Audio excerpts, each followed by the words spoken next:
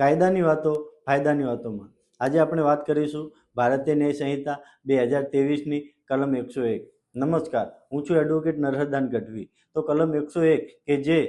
ખૂન માટેની જોગવાઈની વાત કરે છે કે જેની અંદર ગુનાહિત મનુષ્ય વધ એ ખૂન છે,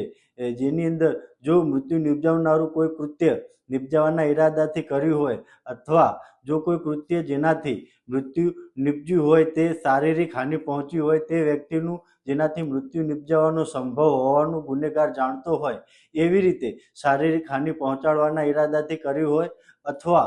જો કોઈ કૃત્ય જેનાથી મૃત્યુ